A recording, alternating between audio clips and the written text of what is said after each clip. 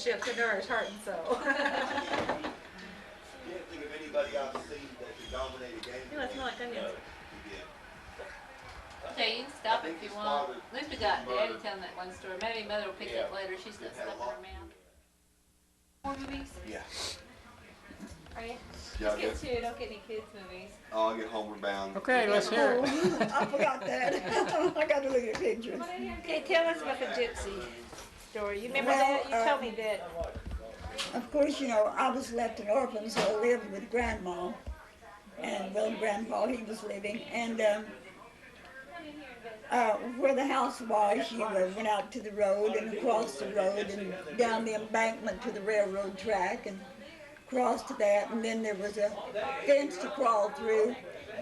Down over there in the, well, the lower parts, you know, where trees were, and there was hickory nuts over there.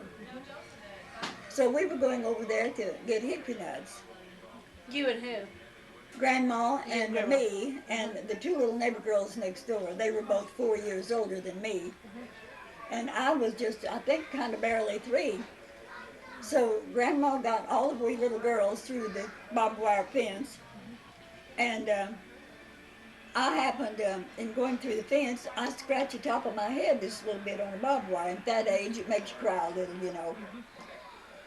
So I heard a noise and I looked on down there, and gypsies were encamped over there.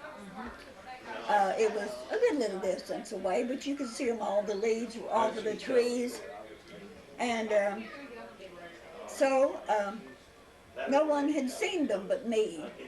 And I called Grandma's attention to the gypsies over there, and you'd see them pass the house. The house was close to the road lots of times, especially in the fall, wagon and a team.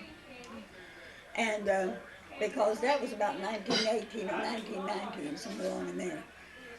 And so when she discovered that there was gypsies over there, it scared her, because they would steal children and things, and you didn't know what became of them.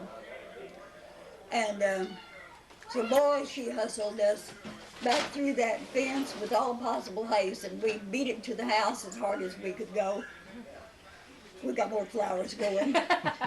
And so that night, the next door neighbor, there was a space, it was out in the country a mile from Heebner, and a space between our house and the house next door, like a large garden spot. And so that house next door, it was the time of the year, you know, if you butchered hogs, you had to wait till there was frost and things so the meat would keep and not ruin. So where you kept the meat was called the smokehouse out in the back. And I'm pretty sure they had it locked, but somehow they broke in there that night. In the wee small hours. Of course, they were gone the next morning, you see, and had stolen all of their meat. Now that's the story that I think you were referring to. It is. Okay, that's a good story.